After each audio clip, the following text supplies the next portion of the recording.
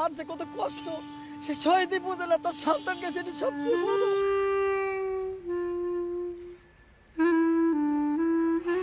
আদি আমাদের সন্তানের মতো আমি কিছুই না, কেউ না। তারপরে বাবা ওরা তো মারছে, ও শিক্ষিত ছেলে না, ওকে কে লালন পালন করে আর বড় করছে, তাদেরকে আগে ধরবেন। আর দোয়া করি ওর মার যে কত কষ্ট সে শহীদই বুঝে না, তার সন্তানকে যেটি সবচেয়ে বড়।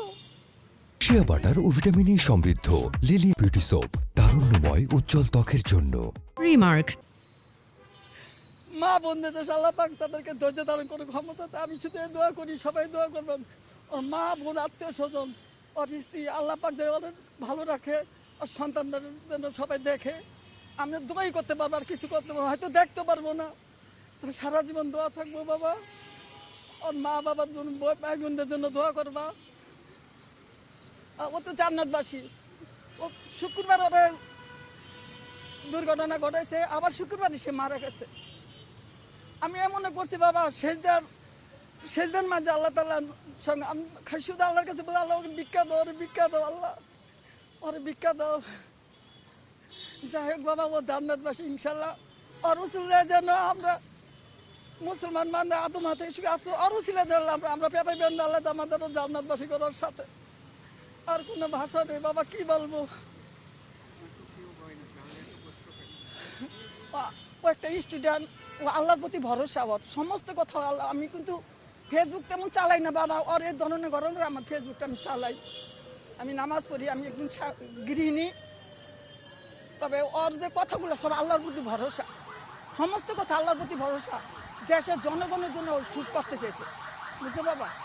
আমার জীবনে মানে আমি ভোটও দিতে পারিনি বাবা, কিন্তু আমার আশা আছে ও এবার সূক্ষ্ম মতন ভোটটা দিব। আমার অনেক আশা। আমার দুইটা বাচ্চা জীবনে কখনো ভোট দিতে পারে নাই।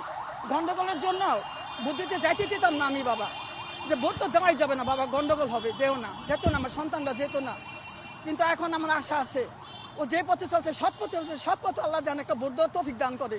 তোমরা সেই ব্যবস্থাটা করবা, আল্লাহ যেন জান্নাতবাসী করে, এই কামনা। তাই পুলিশের কইলাম যেন একটু গেটটা খুলে দেন, একটু দোয়া করি, কিন্তু পুলিশের গেট খুলে দিল না। আমরা একটা কথাই বলতে চাই যে এরকম কইরা এর আগেও বহু ছাত্রকে সে মারছে, আবার এখন আবার আর একটা ছাত্র সে মাথা যারা দিয়ে খারাইছে তাকে মাইরে হালাইছে। এরকম যদি দেশে হয় তাহলে এই দেশের মানুষ কিন্তু প্রত্যেকটা ঘরে ঘরে মারা যাইব। আবার দেখলাম বিএনপির এক বাড়িতে বাইরে দিয়ে তালা লাগাইয়া, ভিতর দিয়া বাইরে দিয়ে তালা দিয়ে পেট্রোল ঢালিয়া আগুন লাগাই দিছে, খবরে দেখলাম। কিন্তু আসলে এগুলি ঠিক না। এই জন্য আপনারা পারেন, ইচ্ছা করলে সারা দেশের মানুষ একত্র হইয়া এই অত্যাচারের বিরুদ্ধে লড়েন এবং শান্তিপূর্ণ দেশ করেন। আসসালামু আলাইকুম।